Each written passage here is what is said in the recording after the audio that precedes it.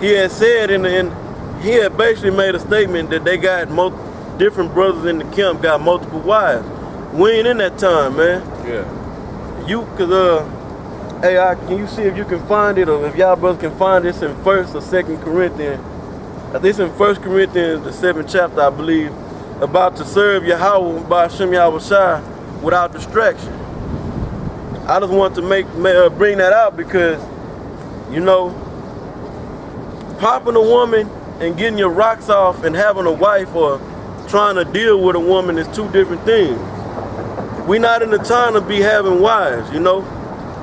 Paul said, if he'd rather that we be like him and don't have a wife, you know. He said, but if you have a wife, be as though it's gonna be, basically you be in the mind frame that it's like you don't even have a wife because you're gonna be so caught up into the word, you know. Is this in that? You got it? You want that specific? Yeah, I just want to get straight to the point about serving the Lord without distraction.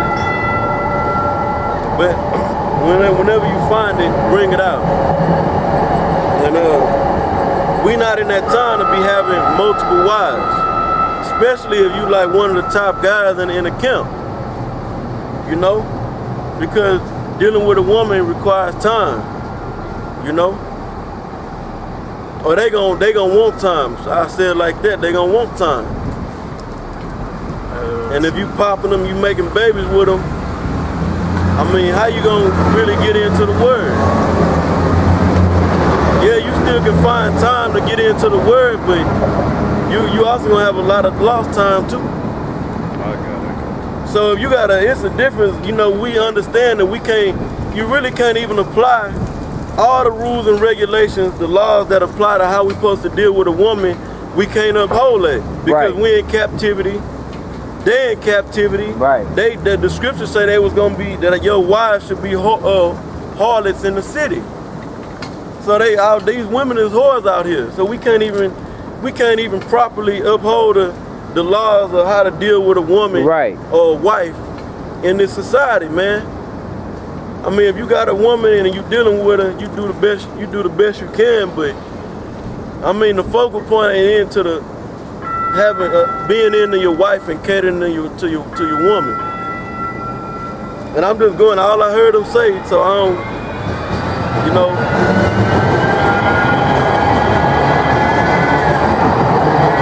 So I don't put words in that man's mouth.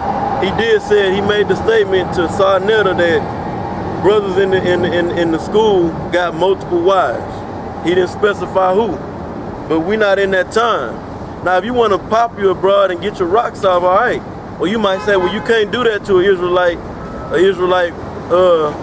woman because we can't just pop an Israelite and then burn off. Well, technically, yeah, that's true. We're not supposed to do that, man. But if a woman is gonna get in the way of the work, if they get in the way, then you got to cut them off. That's what the scriptures say. Any distraction of you serving Yahweh by Hashem Yahushua, you cut it off. And these women they'll lead you astray, man. Yep. I'm not trying to get on these women or the topic of the women. I'm just making a point about what points these other camps go off on.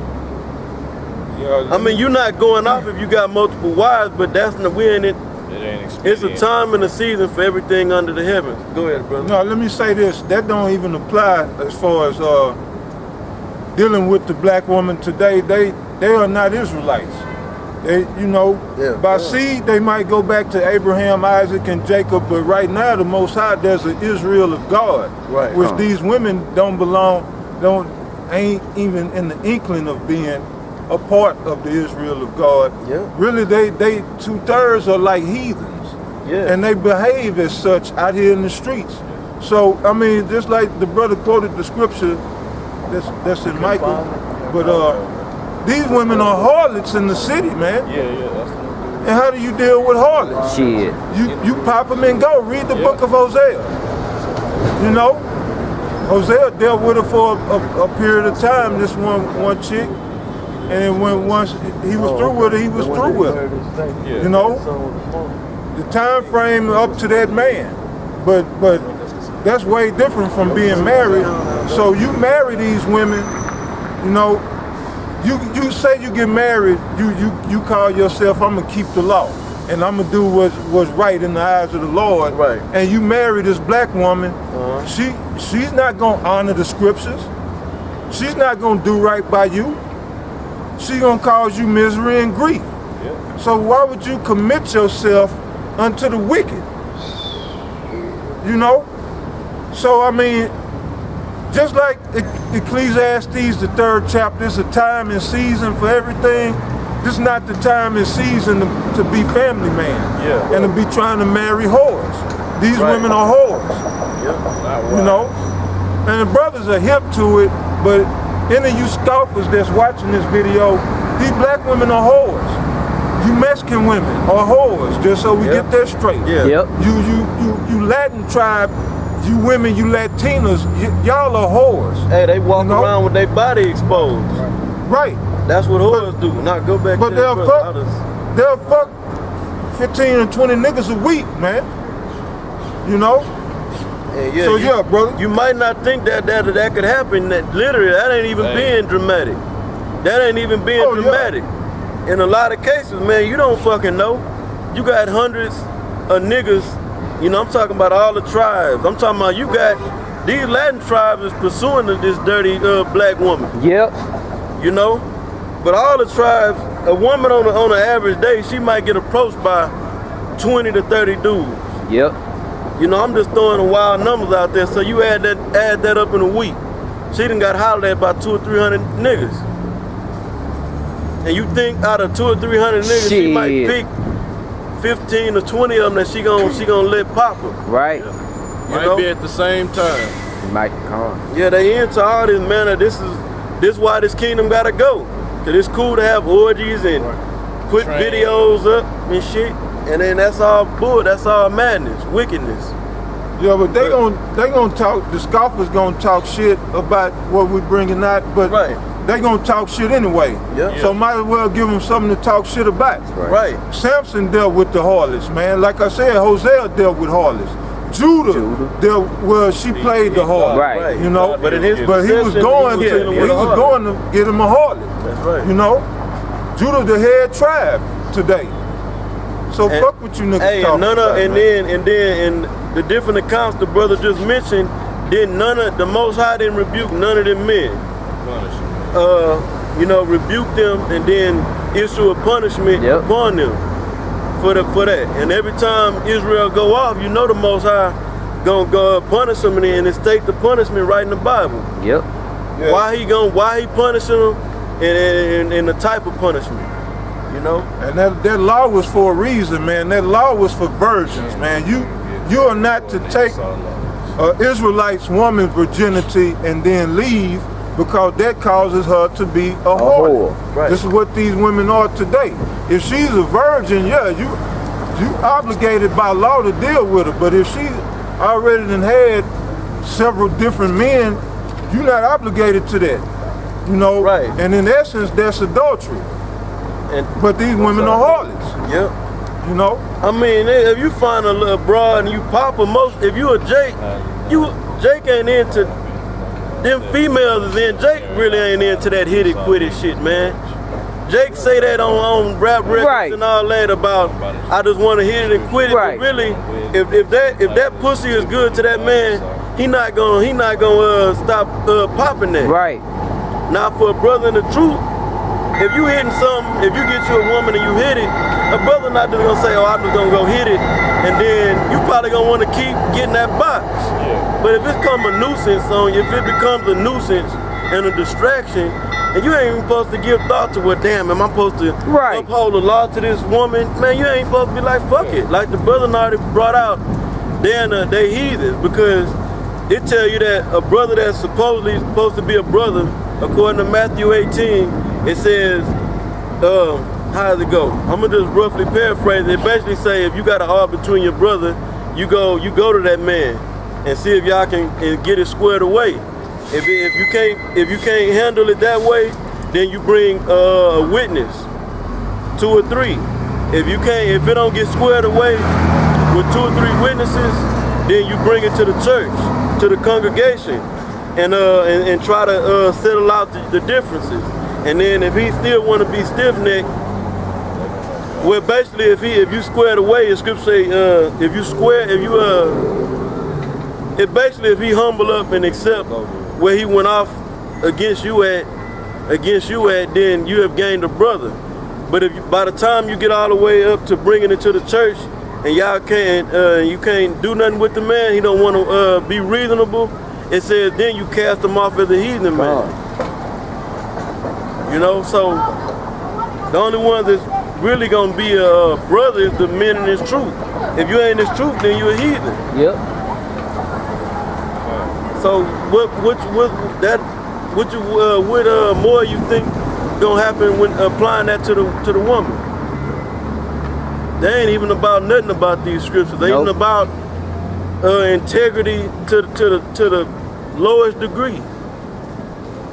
I mean, you got some of these niggas, they all out wickedness, but you can find inkling of integrity in a man before you ain't gonna find shit in these women out here.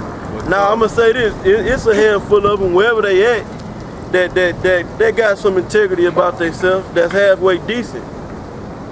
But for the most part, you know, these women is out of order, man. Now that's enough of that, man. Let's get back. Bring that out about serving the Lord with distraction. 1 Corinthians chapter 7, verse 34-5. Without distraction, serving the Lord without distraction. And this I speak for your own profit, not that I may cast a snare upon you, but for that which is comely, and that ye may attend upon the Lord without distraction. Right, and if you got, that's why Paul made the statement, I would that you be as I am, and marry, and basically don't have a wife. For that very purpose, not because he had something against women, and he didn't like women. It's just that the Most High put the spirit on Paul, that he was just caught up into to doing the work. He didn't have time or wasn't concerned with getting a nut.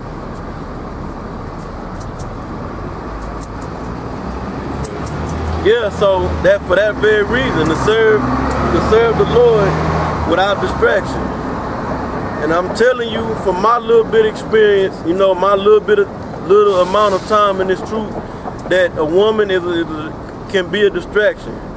Major. You know, I'm talking about one single female. Come on. Now, if you got multiple, shit, you're not gonna be focused in this word, man. You might memorize a lot of the milk and can go out. I mean, anybody can do that. I mean, you can learn about you Israel, go out, talk about certain laws, we the Israelites, go into some of the prophecies, break down how to prove, you know, go through the curses. Man, this knowledge is like the, you know, the apostles bring out all the time, that this word is living water. Well, the scriptures say it, but they bring it out a lot. The scriptures say that this knowledge is living water. So you always learning. You always getting sharper. You know, if you're applying yourself in the word. You know, if you just want to stay on one level, then go. That's on you. But if you're trying to grow and keep growing, you ain't never gonna stop growing until this place is destroyed. Yeah. If you're a man of the Lord, you know. That growth gonna be stunted if you're distracted by, like the brother going into the scriptures telling you, them women, man. Or attending to the policies of the 501c3. Yeah. You know, because it takes time to like, if you want to go out and feed the community, for example, that's part of something they do over there. Set up them different programs and attend them different programs. That take time to cater to a what you call it, a soup line. Right. For lack of better words. Or cater to a food drive. Food drive, or they got weightlifting programs. They got drug rehabilitation. And that ain't in the scriptures, man. the rehabilitation, it comes from the knowledge and understanding of the Bible. That's what rehabilitates us. Yep. And then part of that knowledge is, coming back to the dietary laws, dealing with the herbs and not dealing with the herbs of the earth, the medicine which comes from the earth, and not dealing with this so-called white man's chemical medicine, pharmaceutical medicine, which is really dead. Right. Now go ahead.